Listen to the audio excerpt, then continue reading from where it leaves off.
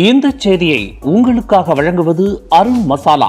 1983 ஆண்டிலிருந்து தரத்துடன் தன்மை மாறாத அறுசுவை சமையலுக்கான அருண் மசாலா.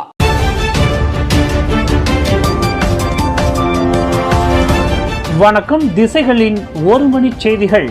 சொக்சோவில் தொழிலாளர்களை பதிய முதலாளிமார்களுக்கு 1 மாத கெடு விதிக்கப்பட்டுள்ளது. சமூக பாதுகாப்பு அமைப்பான சொக்சோவில் தங்களது தொழிலாளர்களை விரைந்து பதிவதற்கு முதலாளிமார்களுக்கு 30 நாள் அவகாசம் வழங்கப்படுவதாக அதன் தலைமை நிர்வாகி அஸ்மான் அசீஸ் முகமட் தெரிவித்தார். வழங்கப்பட்ட கால வரையறைக்குள் முதலாளிமார்கள் தத்தம் தொழிலாளர்களை பதிந்து கொண்டால் தண்டம் விதிப்பதிலிருந்தும் தாமதமாக சந்தாவை செலுத்தியதற்கான தண்டனையிலிருந்தும் அவர்களுக்கு விலக்களிப்பு வழங்கப்படும் என்றார் அவர். வருகின்ற ஜூன் 1ஆம் தேதியிலிருந்து தமது தரப்பு ஓப்கசான் சோதனையை மேற்கொள்ள உள்ளது. அதன் கீழ் சொக்சோவில் தொழிலாளர்களை பதிய மறுக்கும் முதலாளிமார்களுக்கு அதிகபட்சமாக 5000 வெள்ளி தண்டம் விதிக்கப்படும். தாமதமாக சந்தாவை செலுத்தினால் ஆண்டுக்கு 6 விழுக்காடு வட்டி விதிக்கப்படும். அது தவிர அத்தரப்பினர் நீதிமன்றத்தில் முன்னிறுத்தப்படுவதோடு அவர்களுக்கு 10,000 வெள்ளி வரையிலான தண்டம் அல்லது 2 ஆண்டுகள் சிறை அல்லது அவை இரண்டுமே விதிக்கப்படலாம். தொழிலாளர்களின் சமூக நலனை உறுதி செய்வதில் தமது தரப்பு விட்டுக் கொடுக்கும் போக்கை கொண்டிருக்காது என அஸ்மான் அசீஸ் முகமட் நினைவுறுத்தினார். பர்சத்து கட்சியின் உறுப்பினர் தகுதியிலிருந்து தாம் நீக்கம் செய்யப்பட்டால் தமக்கு சிறிதும் கவலை இல்லை. அதன் வழி இதர கட்சியில் இணைவதற்கான வாய்ப்பு தமக்கு கிட்டும் என செலாட்கிளாங் சட்டமன்ற உறுப்பினர் டத்தோ அப்துல் ரஷீத் அசாரி தெரிவித்துள்ளார். அண்மையில் நடைபெற்று முடிந்த கொலகுபுபாரு சட்டமன்ற தொகுதி இடைத்தேர்தலில் பக்கத்தான் ஹரப்பான் வேட்பாளரை ஆதரித்து அதன் மேடைகளில் தாம் பரப்புரைகளில் ஈடுபட்டது பர்சத்து கட்சியின் சட்டத்தை மீறும் செயல் அல்ல. சம்பந்தப்பட்ட பரப்புரையில் ஈடுபடுவதற்கு முன்பு கட்சியின் அரசியல் அமைப்பை தாம் நன்கு ஆராய்ந்த போது அந்நடவடிக்கையில் ஈடுபடுவதற்கு தடையை விதிக்கக்கூடிய சட்ட விதிகள் ஏதும் இல்லை என்றார் அவர். கட்சியை விட்டு வெளியேறுவதாக வெளிப்படையாக அறிவித்தால் அல்லது இதர கட்சியில் இணைந்தால் மட்டுமே கட்சியில் தமது உறுப்பினர் தகுதி பறிபோகும். ஆனால் இதுவரையில் தாம் அப்படி எதுவும் செய்யவில்லை என அப்துல் ரஷீத் தெளிவுபடுத்தினார்.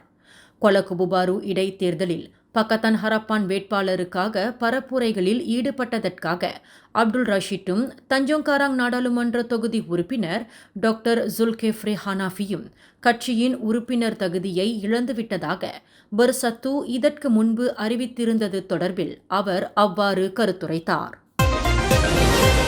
கொலகுபுபாரு சட்டமன்ற தொகுதி இடைத்தேர்தலில் மலாய் வாக்காளர்கள், பொது சேவை ஊழியர்கள் முதலானோரின் ஆதரவு ஒற்றுமை அரசாங்கத்திற்கு அதிகரித்துள்ளதை கண்டு பரிகத்தான் நேஷனல் கூட்டணி கவலை கொள்ளவில்லை என பர்சத்து கட்சியின் இளைஞர் பிரிவு தலைவர் ஒன் அஹ்மத் ஃபைசால் ஒன் அஹ்மத் கமால் தெரிவித்தார். நடந்து முடிந்த இடைத்தேர்தல் முற்றிலும் ஒரு தலைபட்சமாகவே நடந்தது. வாக்காளர்களை கவர இனிப்பு வார்த்தைகள், அரசியல் கையூட்டுகள் போன்று அரசாங்க தரப்பு பல்வேறு அறிவிப்புகளை வெளியிட்டிருந்தது. பிரதமர் டத்தோஸ்ரீ அன்வார் இப்ராஹிம் தலைமையிலான நடப்பு ஒற்றுமை அரசாங்கம் போலியான சீர்திருத்த அரசாங்கம் போல் செயல்படுகின்றது.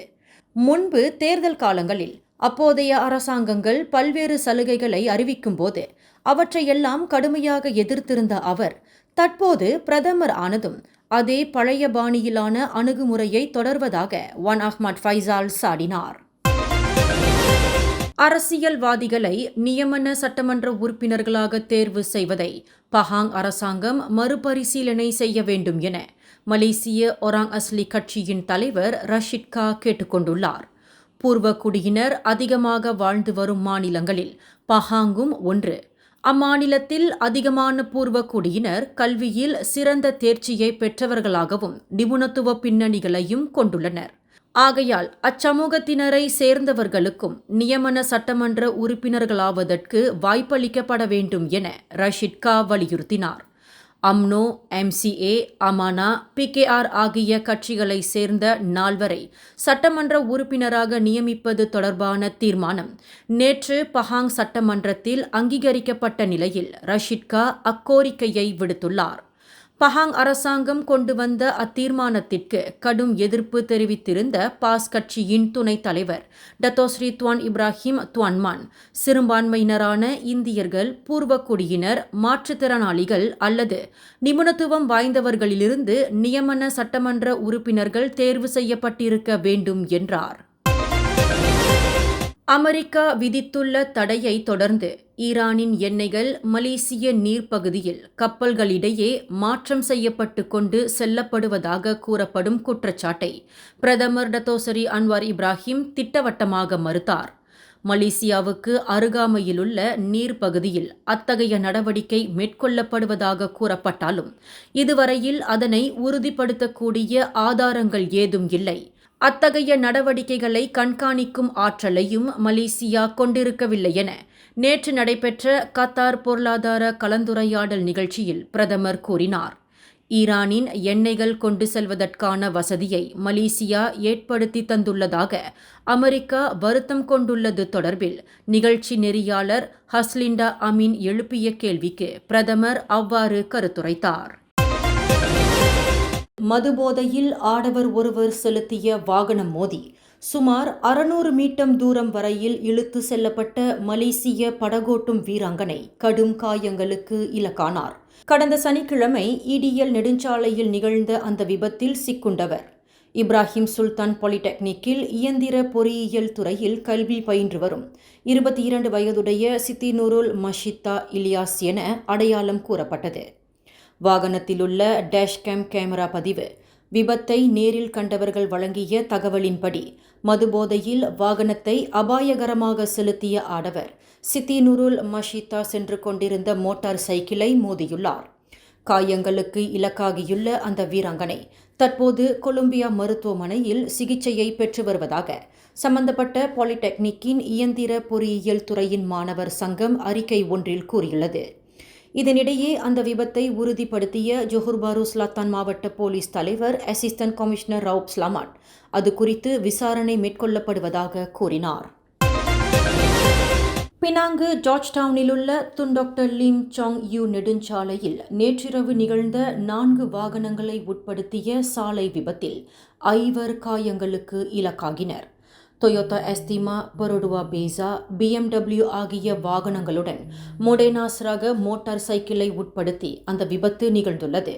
இரவு மணி 11:35 அளவில் அவசர அழைப்பை பெற்றதை அடுத்து தீயணைப்பு மீட்பு வீரர்கள் சம்பவ இடத்திற்கு விரைந்ததாக ஜலான்பேரா தீயணைப்பு மீட்பு நிலையத்தை சேர்ந்த மூத்த தீயணைப்பு அதிகாரி ஃபைரோல் மஹாசி மலேக் தெரிவித்தார். ஜார்ஜ் டவுனிலிருந்து பினாங்கு பாலத்தை நோக்கி வந்து கொண்டிருந்த டொயோட்டா எஸ்திமா வாகனம் எதிர்த்தடத்தில் நுழைந்ததால் அந்த விபத்து நிகழ்ந்தது. அதில் வாகனம் ஒன்றினுள் சிக்கொண்டிருந்த ஒருவரை தீயணைப்பு வீரர்கள் சிறப்பு உபகரணங்களை பயன்படுத்தி வெளியே கொண்டு வந்தனர். காயத்திற்கு இலக்காகிய 20 முதல் 60 வயதுக்கு உட்பட்ட அவர்கள் அனைவரும் பினாங்கு மருத்துவமனைக்கு கொண்டு செல்லப்பட்டதாக ஃபைரோல் மஹாசி மலேக் கூறினார். அதிகாரம் மற்றும் நிதி முறைகேடு புரிந்தது தொடர்பில் பெர்லிஸ் மந்திரி பசாரின் மகன் உட்பட 5 மீது திறக்கப்பட்டுள்ள விசாரணை அறிக்கை அடுத்த வாரம் நிறைவடையும் என எதிர்பார்க்கப்படுகின்றது. மலேசிய ஊழல் தடுப்பு ஆணையத்தின் சிறப்பு நடவடிக்கை பிரிவின் மூத்த இயக்குனர் அஸ்மி கமாருசமான் அதனை தெரிவித்துள்ளார். அத்தரப்பினர் மீதான குற்றச்சாட்டுகள் தொடர்பில் இன்னமும் விசாரணை மேற்கொள்ளப்பட்டு வருகின்றது. அடுத்த வாரம் புதன்கிழமைக்குள் அது நிறைவடைவதற்கான சாத்தியம் உள்ளதாக அவர் கூறினார்.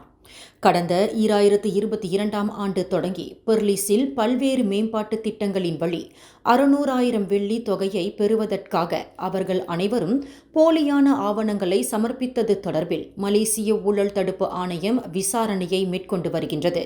மற்றொரு நிலவரத்தில் சம்பந்தப்பட்ட நிதி முறைகேடு தொடர்பில் 4 சட்டமன்ற உறுப்பினர்கள் தடுப்பு காவலில் வைக்கப்படவிருப்பதாக கூறப்படுவதை அஸ்மி கமருசமான் மறுத்தார்.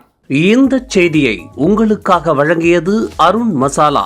1983ஆம் ஆண்டிலிருந்து தரத்துடன் தன்மை மாறாத அறுசுவை சமையலுக்கு அருண் மசாலா.